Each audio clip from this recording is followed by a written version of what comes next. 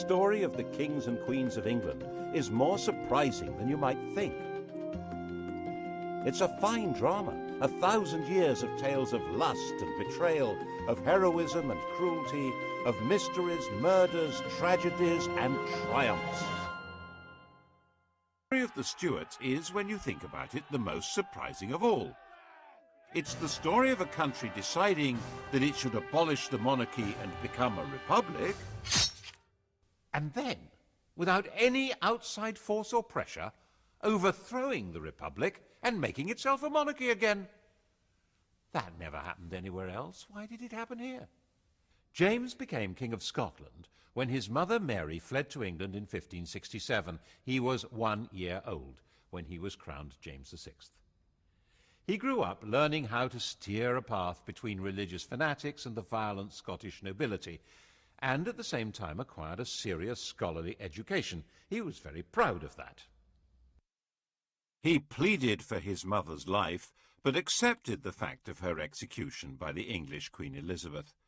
Business was business, and he had no memory of Mary. He'd been taught that she was a scarlet woman, and she had, after all, murdered his father and taken a lover. He was the recognized heir to the English crown, and he wasn't going to put that in danger. And so in 1603, when Elizabeth the Virgin Queen eventually died, the oldest monarch England had ever had, he came from Edinburgh to London for his coronation.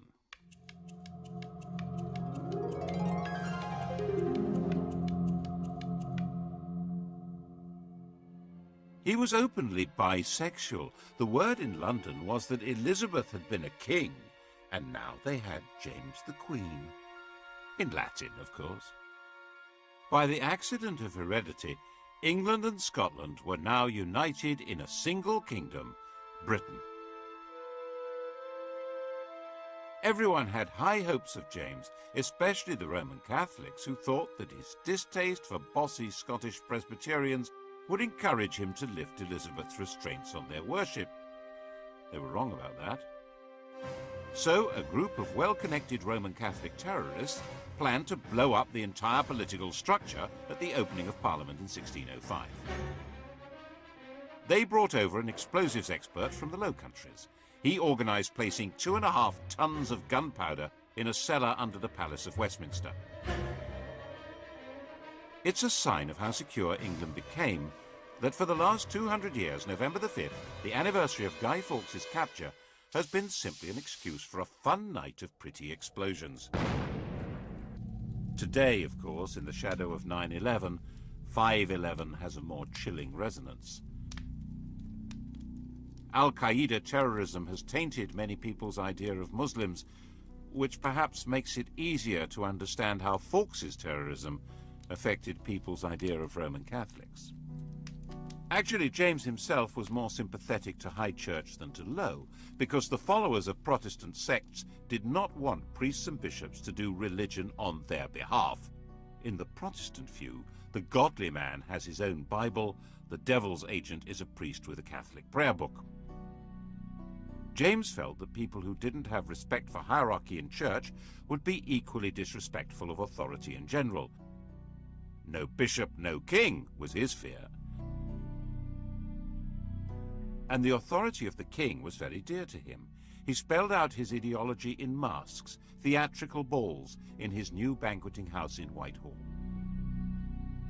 His intellectual take on the job was that he was God's deputy, and that he ruled by divine right as the absolute sovereign power in England. Having been raised in Scotland, he was rather baffled by the idea of common law, the notion that law was in the hearts and minds of the people, expressed through the precedents of the courts and their juries of ordinary folk. But this was the essence of the English system. It had been essential for the Normans to operate that way, as foreign rulers in a land they didn't know, and it had become embedded in the fabric of English life. Henry VIII and Elizabeth had the position of tyrants, but their tyranny required popular consent. They had to be popular in order to rule. James wasn't good at being popular. He was head of a court, a place of factions and favourites, and was grand in a very private way. One example of his sense of power and duty was in his treatment of tobacco. It had been introduced from America by Walter Raleigh, and Elizabeth had felt rather alarmed by it. It made her feel ill. She bet Raleigh that he couldn't weigh the smoke that came out of a pipe. Raleigh knew how to perform. He weighed an ounce of tobacco, smoked it, weighed the ash, and the missing weight was the smoke. Elizabeth laughed and paid up, saying she'd seen men turn their gold into smoke, but this was the first time she'd seen smoke turn to gold. James's whole approach was different. He disliked smoking and felt it was his duty to protect his subjects. But he was a rational man, a teacher, so he wrote a pamphlet, Counterblast to Tobacco, explaining that it was loathsome to the eye, hateful to the nose, harmful to the brain, dangerous to the lungs, and in the black, stinking fume thereof, nearest resembling the horrible Stygian smoke of the pit that is bottomless. He wanted to persuade people by the force of his argument, so he published it anonymously. Of course, no one took any notice. So, as the wise and kindly father of his people, he banned the growing of tobacco in England and increased the customs duty on tobacco by 4,100%. And reissued the pamphlet with his name on it. His whole approach was based on rational thought, not an English habit, and what he saw as the absolute authority of a king, also rather foreign to them. And his authority was not backed by any army, and his income was too small to run both the court and the government. The regular royal income came from rents on lands, feudal dues, and customs duties. But the flood of gold and silver coming to Europe from the New World had created inflation, reducing the real value of that income. Medieval government was designed for rather static farming economies and vast estates. Towns, run by common folk with special liberties granted in charters, had been useful little add-ons. But now international and intercontinental trade had blossomed. The nobles had declined, the towns had become major financial centres. Inflation, the growth of Protestantism, a lack of respect for traditional authority, the emergence of assertive members of Parliament, none of this was restricted to England. But in England it had a slightly different flavour. Everywhere else the ruler made the law, he was the law, but not in England. Kingship existed under the law. James simply didn't understand this. He was certain that the job of king meant being above the law. And being James, he not only understood this was the problem, but said so, as a matter of principle. And when the Lord Chief Justice disagreed, the Lord Chief Justice got the sack. James was, people said, the wisest fool in Christendom. He needed to raise taxes, but taxation was always regarded as a special event. Taxes might be levied if there was an emergency need for cash, but the law said that this could not be done without the agreement of Parliament, which gave the Commons the chance to present demands to him. They expected what was called redress of grievances before granting him supplies, and these were exactly the kind of people who tended to be Puritans, low church, with no real sense of proper deference to people better born than themselves. So he avoided that as much as possible. His way of life didn't help either. His diversions were hunting, an obsession, and pretty young men, another obsession. Right at the start of his reign, he took up with a pretty young Scot who'd been his page. Robert Carr was given the estate of the executed Walter Raleigh and quickly became a viscount and a privy councillor. When Carr decided to wed the married 17-year-old Countess of Essex, who hated her husband, James helped to sort out the divorce. The Countess's family, the Howards, detested Carr, but realised this was the best way to get into favour at court. Carr's close friend, Sir Thomas Overbury, tried to warn him off that filthy, base woman, which annoyed the Countess. So the sweet young couple poisoned Sir Thomas, which opened the door eventually to the Howards' enemies, who exposed the murder plot to James, while providing him with another very beautiful young man, George Villiers, to take Carr's place. Carr and his wife were sentenced to death, and Villiers, whose legs were wonderful, became the Duke of Buckingham, and the murderous couple were pardoned.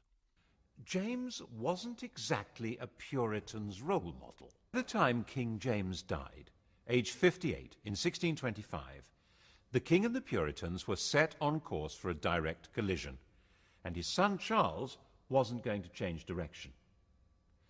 The new king was 25 years old, gauche with a nervous stammer, but deeply conscious of his place as God's anointed ruler of Britain, the new father figure, and he played the part of absolute ruler as well as he possibly could.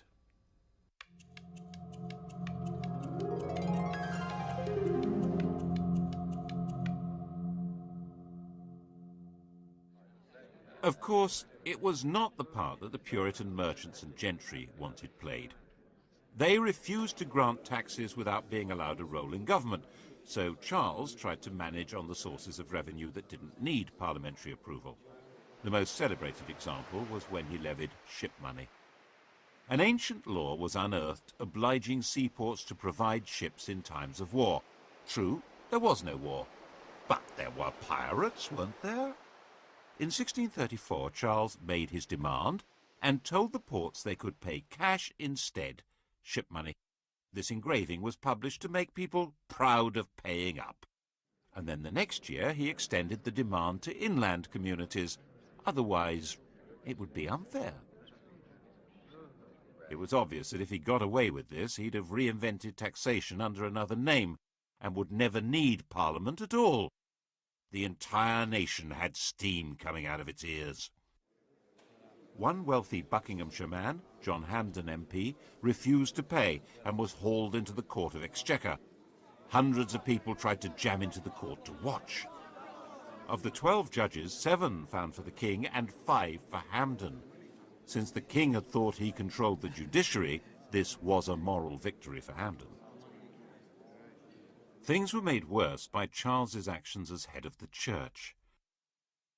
He regarded Puritanism as fundamentally seditious, which made many people think he was really a closet Roman Catholic. He wasn't, but he was determined to impose a uniform system of worship which was decidedly high church. And that simply added to the anger of a growing Puritan class. And in Scotland, it was met by direct rebellion. Without the money to hire reliable troops, and with popular hostility in London making life positively dangerous, Charles had to accept restrictions on his power which were, to him, intolerable.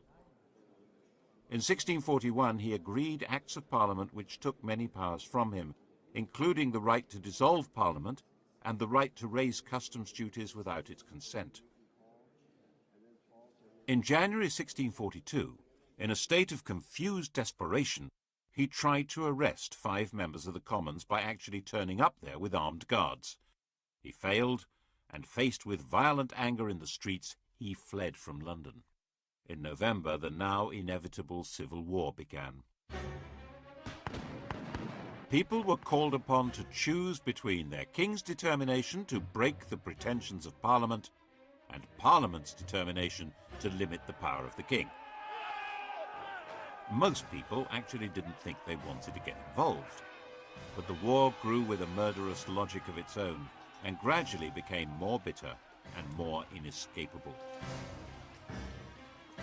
It's now reckoned that possibly 250,000 people died in battle, of starvation, of disease, as a result of the fighting, out of a population of about 5 million. That's a far higher death rate than in the First World War.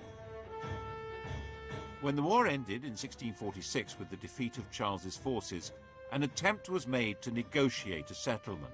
But Charles was a dishonest negotiator, simply using this opportunity to try and organise the conquest of England from Ireland and Scotland.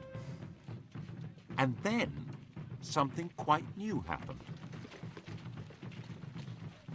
In the brief and decisive Second War, the Parliamentary Army developed a revolutionary will of its own.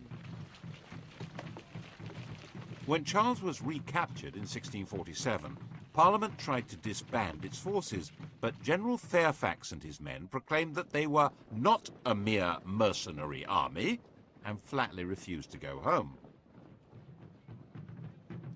Their job wasn't finished. The revolution had to be completed. They said it had to be established that the House of Commons was the supreme authority of England, and the king was, but at the most, the chief public officer of this kingdom, and accountable to this house. That was in September 1648. The Commons said, "Don't be so silly." You are exceedingly deceived, for God gives the king his authority.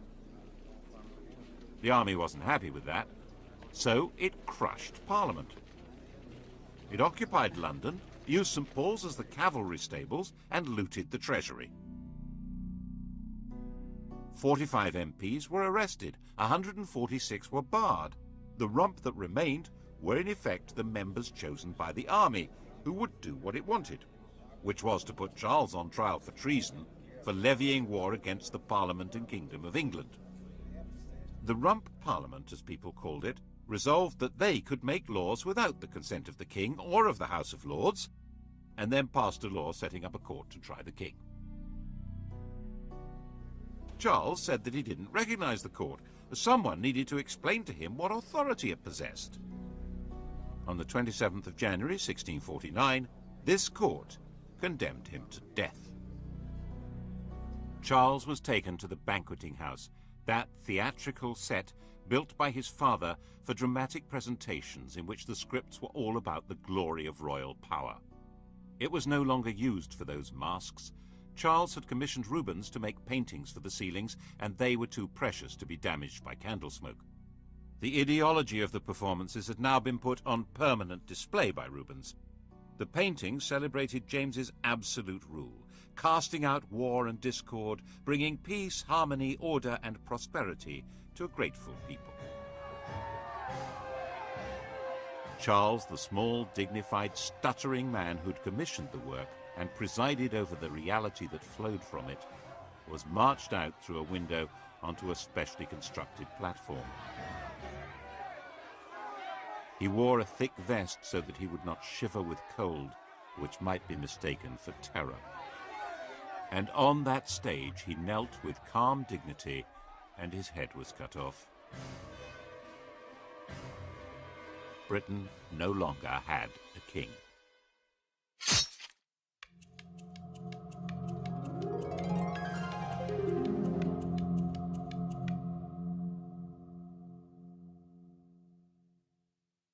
A week after the execution, Charles II was proclaimed king in Scotland.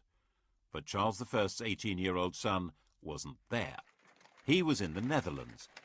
He'd fled to France with a group of supporters 4 years earlier, and his one brief attempt to provide military help to his father in the Second Civil War had been a failure.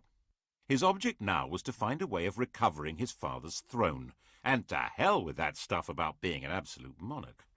He landed in Scotland in 1651 and was prepared to sign up to whatever was asked of him, including agreeing to his father's blood guilt and his mother's idolatry and becoming Presbyterian. If that's what it took to be proclaimed king, do it. The new English Republic wasn't going to stand for this, of course. The army, commanded by Cromwell, took over Scotland. Charles's forces were finally defeated at Worcester. If he'd been caught, he would probably have been killed. The story of his escape, disguised as a Worcestershire yokel, became a famous legend. At one point he spent all day hiding with a companion in an oak tree while the Roundheads searched for him below. It became a celebrated story in a way that didn't bode well for the Republic. Charles looked dashing and daring, while the Roundheads looked ridiculous, incompetent, and heavy-handed. Throughout his 6 weeks' flight, he remained cheery, polite, and very resourceful, ending up in the George Inn at Brighton. It's interesting that none of the 3 or 4 dozen people who recognized him were moved to betray him, either by the potential death penalty they faced or the £1,000 reward they could collect. He got away to France, then to Germany and Brussels, living in a kind of limbo, short of money and with no coherent plan of return. So how did he do it? After the execution of Charles I, England was a republic. Look at what happened to the design of the Great Seal, the official mark on statutes and proclamations. Here's Charles's seal, the seal of a king. He canters on horseback with his greyhound running alongside, and the Latin motto means Charles, by the grace of God, King of Great Britain, France and Scotland, defender of the faith. After his execution, the new republic was in theory ruled by the House of Commons, so instead of a king's seal, the Great Seal was the seal of the House of Commons. It shows the Commonwealth, a map of Britain, and on the other side are the Commons themselves.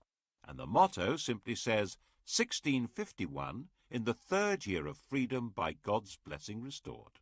In English. Didn't last, though, because the real power wasn't the House of Commons. It was the army.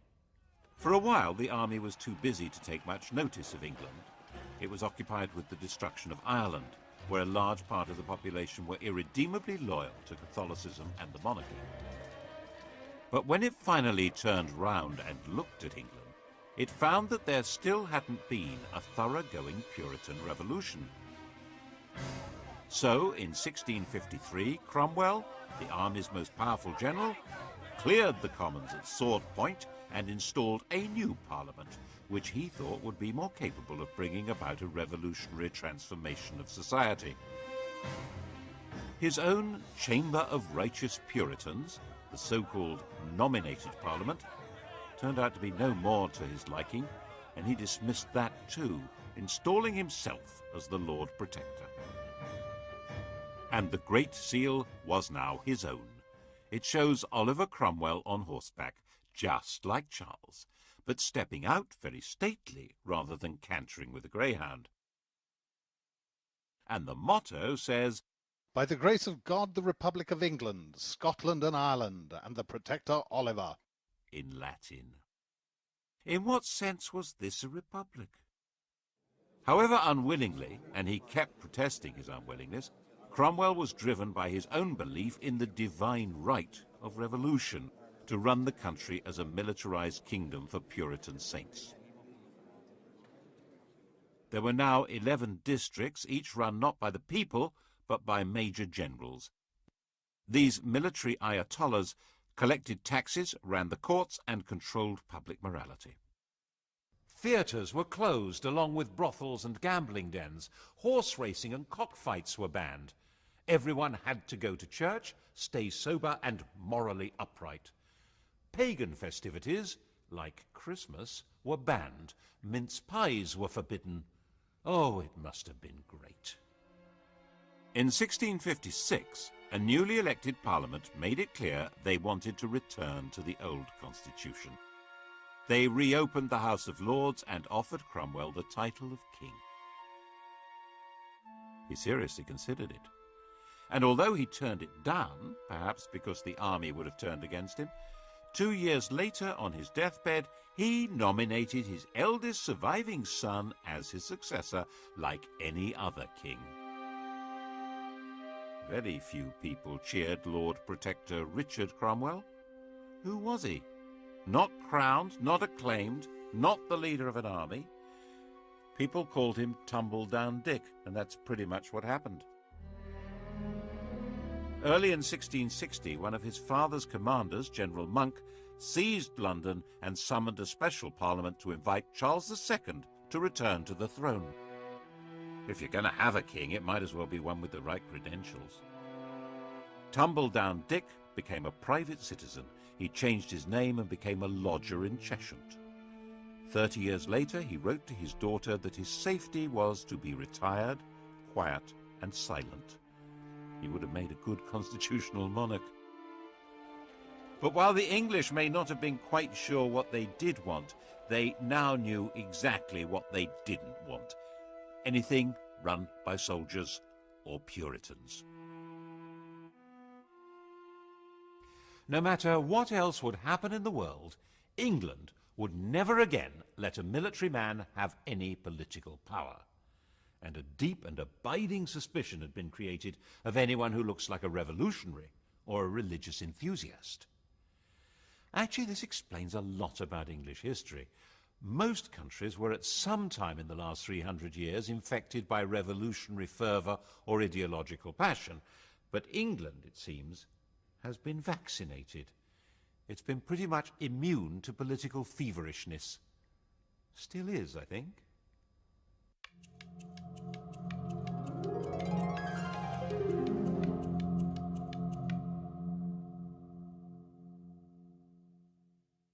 Charles was really a very popular king. His manner was light and easy, his court dissolute and cheerful, his sexual enthusiasms generous and very, very un-Puritan. As those great historians Sellers and Yeatman put it in 1066 and all that, not so much a king, more a monarch. The years since his father's execution were called the Interregnum, and the idea was to pretend that nothing much had really happened. The parliamentary records for those years were torn up. An Act of Parliament gave the new king control of the armed forces, and Parliament agreed to give him an inadequate annual revenue. 10 of the people who'd been involved in the execution and trial of Charles I were themselves put on trial, and then hanged, drawn and quartered. Cromwell and 3 other military commanders of the parliamentary army were also put on trial. They didn't put up a very convincing defence, being dead. Their bodies were dug up and hung in chains at Tyburn. It was all good popular entertainment, and theatres reopened and maypoles were back in business.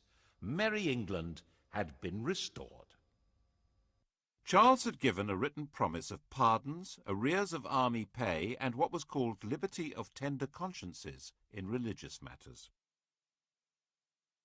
He also confirmed land purchases made during the Interregnum, which helped maintain stability, but was a bit of a blow to cavaliers who'd lost their wealth and their land by being on the wrong side.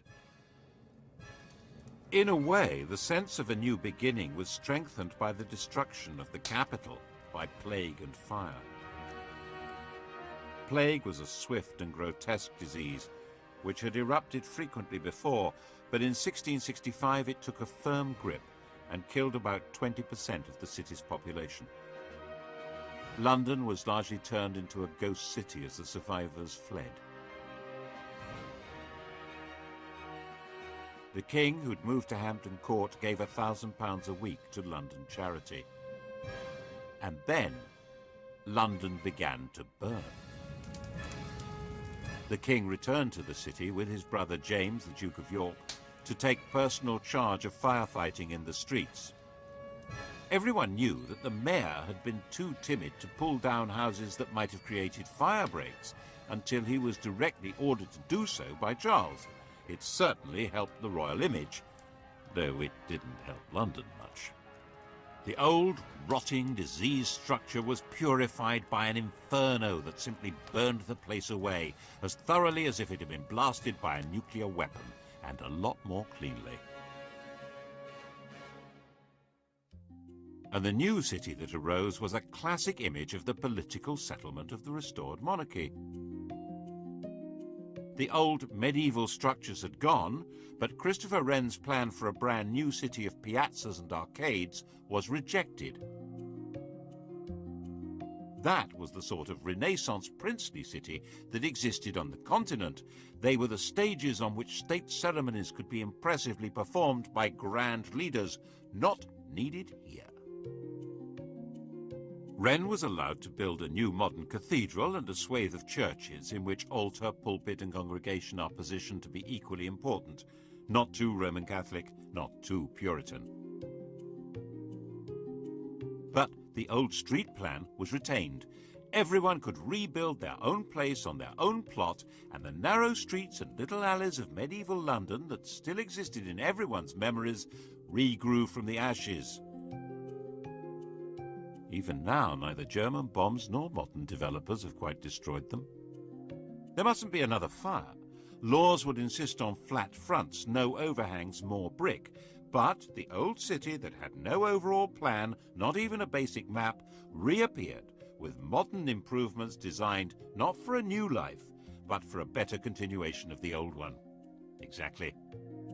There was a general desire to better continue things as they had once been, rather than invent something new, or imitate something foreign.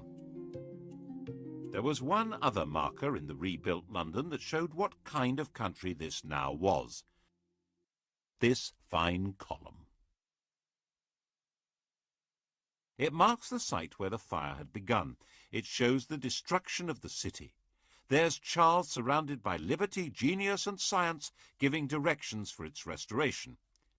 And there was originally an inscription explaining that the fire had been deliberately begun by papists. In order to the carrying on their horrid plot for extirpating the Protestant religion and our English liberty, and the introducing popery and slavery. It was nonsense, but a French watchmaker was hanged for his part in the non-existent plot. Robert Hubert. He wasn't in London when it happened. There was a pathological fear of papists. Awkward. Charles had a pension from the King of France given when he'd promised to convert to Roman Catholicism. The trick to being a king in this situation was, Charles understood very well, not to say exactly what his job was. There was a parliament, and it was beginning to form parties, one pro-monarch, one anti. But Parliament didn't actually rule the country. That was done by the king's ministers, a kind of cabinet government, referred to as a cabal, which meant that Charles wasn't seen as entirely responsible for things going wrong, which they quite often did. The Earl of Rochester wrote a mock epitaph on Charles's bedchamber door. Here lies our sovereign lord the king, whose words no man relies on, who never said a foolish thing, nor ever did a wise one. Charles saw it next morning and said, "Quite right. My words are my own, but my acts are the acts of my ministers." Charles died in 1685, 54 years old. On his deathbed, he converted to Roman Catholicism.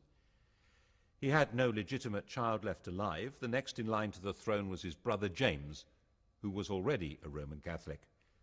This really wasn't going. James II was only 3 years younger than Charles II. He was the oldest man ever to have succeeded to the throne. To start with, nothing much seemed to have changed. Both brothers had led quite similar lives. Both were enthusiastic womanizers. Both seemed reasonably pragmatic. But the way James handled his first big crisis began to create alarm.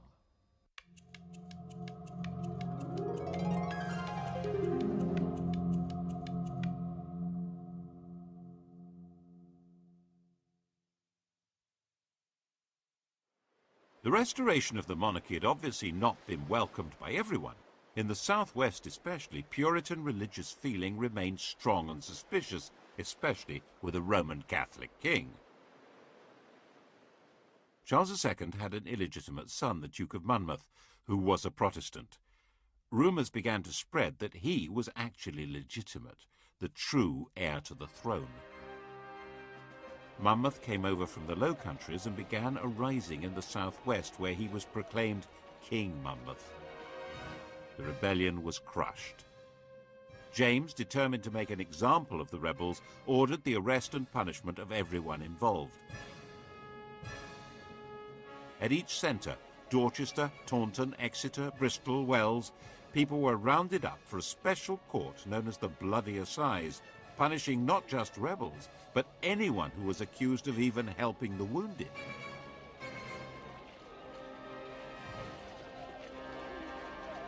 Around 230 people were executed, some hanged, drawn and quartered, and about 850 were sent to labour in the West Indies for 10 years. And many more, of course, were fined and had property confiscated. And James did not disband the army that had been formed to put down the rebels. England had a standing army again, just as it had under Cromwell. And he appointed Roman Catholic officers to run it. People began to murmur, and when the House of Lords expressed discontent, he dissolved Parliament. And as he continued to appoint Roman Catholics to public and church offices, public support began to ebb away from him. At his instigation, for instance, all the fellows of Magdalen College, Oxford, were dismissed, and the college was turned into a Catholic seminary. James had two daughters, who were both Protestants. The elder girl, Mary, was married to William of Orange, ruler of the Dutch, a Protestant head of state. The heir to the throne would reverse James's whole policy. But early in 1688, James's queen gave birth to a son who would be raised as a Catholic. This was, he thought, excellent news. It made him more secure. He was wrong. It sealed his fate. Well, that and the fact that he seemed to be preparing for a joint war with Catholic France against the Protestant Dutch. And now it became evident that the Civil War really had changed the place of the king in England. He ruled by permission of Parliament, and Parliament wasn't going to put up with this one. A group of leading members of Parliament sent a secret invitation to William of Orange to save the country from a Catholic takeover by bringing them military assistance. William brought over a fleet carrying a large professional army. James tried to block it with his own fleet, but the winds were against him, and William landed unopposed in November 1688 at Tor Bay. The West Country had its own score to settle with James.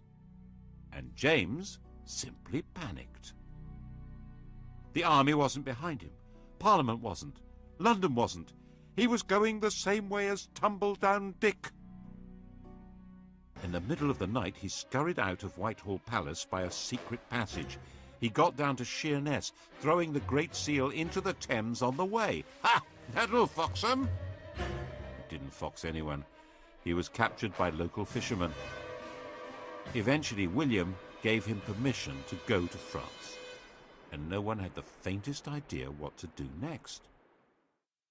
William hadn't come to depose James, but to give military backing to Parliament in their quarrel with him. James had quite obviously quit, abdicated, gone, taking his son with him. England, having failed to be a republic, had failed to be a monarchy.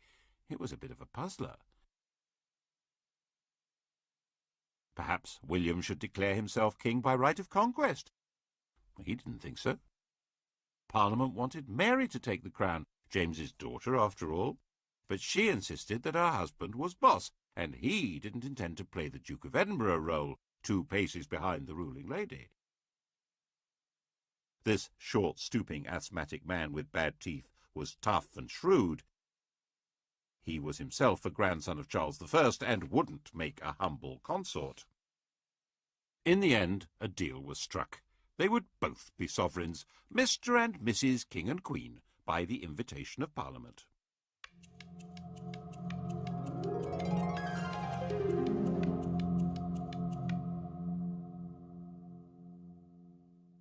And they had to sign up to some basic rules. No standing army unless Parliament agreed to it. No raising of money without Parliament's approval. No royal power to lay down the law. The King and Queen couldn't appoint or punish judges. They couldn't make war without Parliament's consent, and Parliament would decide who could have the crown. And it wouldn't be a Roman Catholic.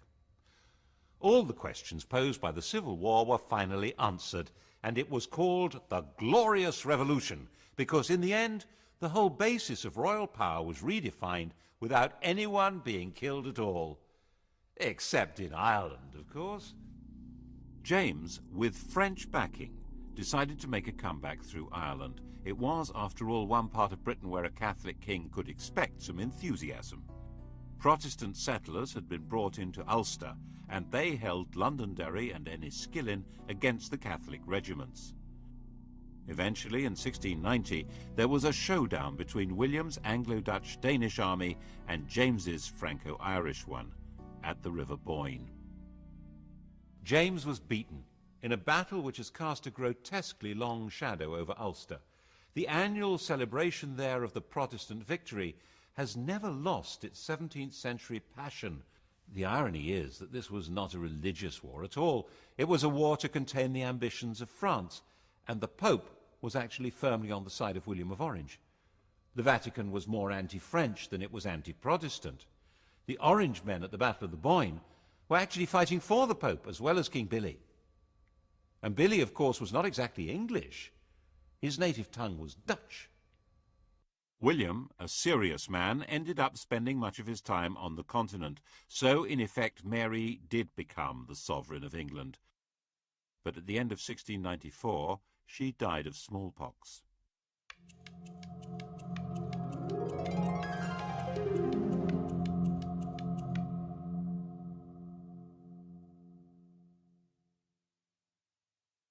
England was now in effect ruled by an oligarchy through Parliament. The king had a role, but by no means a commanding one. Part of that role, as he saw it, was to push forward religious tolerance in a fundamentally intolerant country. Tolerance does have its limits.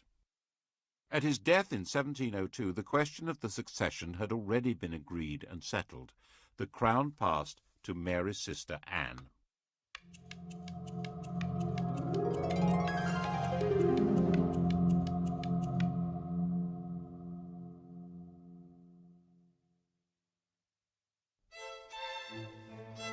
Anne was married, as Mary had been, to a foreign prince, but her husband, Prince George of Denmark, was no William of Orange. He was a lazy alcoholic, and while Anne was willing to let him be naturalized as an Englishman and notional head of the army and navy, she was queen and he was a subject. No married queen had ever ruled alone before Anne, and she played it very regally. She was very keen on the ceremonial and quasi-magical position of royalty, holding ceremonies where she touched people with scrofula, swollen neck glands from tuberculosis. It was called the king's evil, and the power to cure it was supposedly the magical sign of true royalty. She was the last monarch to try it. Kings had male favourites, Anne had female favourites. The first and closest was Sarah Churchill, the wife of the Duke of Marlborough. They called each other by pet names. The Queen was Mrs. Freeman. Sarah was Mrs. Morley. Mrs. Morley's husband was England's leading military commander and the architect of a stunning victory at the Battle of Blenheim that placed England in a dominant position in Europe. But England's Queen did not decide who to fight or when to fight or how to fight. Politics was no longer really her business. Even when in 1707 England and Scotland were formally and permanently united by the Act of Union, it was not Anne's doing, but Parliament's. Anne did, it was true, refuse to sign one Act of Parliament at around that time, but it was a very minor technical issue, not a real challenge to the power of the politicians. Her life was spent more playing cards, chatting, being ill, and having 19 pregnancies. These pregnancies were watched with fascination by an elderly lady in Hanover, Sophia, the Electress Duchess of Brunswick-Lüneburg. She was James I's granddaughter, and because there were so few Protestants of the blood royal left alive, she was, by Act of Parliament, next in line to the throne, if Anne died childless, and if she lived long enough. One by one, Anne's pregnancies came and went. 14 miscarriages and stillbirths, 5 live births, but by the time Anne was widowed in 1708, all of them were dead. Sophia, aged 78, now just had to outlive the 43-year-old Anne to become Queen of England. Anne was a sick woman. Sophia was tough as an old boot. She knew she could do it. But in 1714, Sophia received an outrageous letter from Anne. Anne had somehow got the impression that Sophia was going to secretly send her son George to England in some kind of plot, and she told Sophia that would not be allowed. Sophia, now 84, was shocked, and the shock killed her, just 9 weeks before Queen Anne died. Sophia had failed. But her son George would now be king. In theory, a very weak constitutional monarch, but that hardly explains why 65 years later Englishmen launched a new war against royal tyranny and thousands were killed.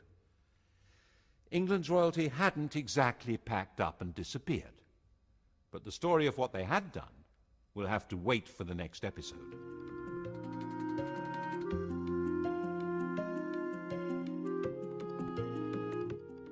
Lust and madness loom large in the colourful reigns of the Georgians tonight at 10 o'clock. And to do a quick historical quiz about the Stuarts, Sky Digital viewers press red. Hardware coming up on UK TV history, the Hawker Hurricane and the aircraft carrier, decisive weapons.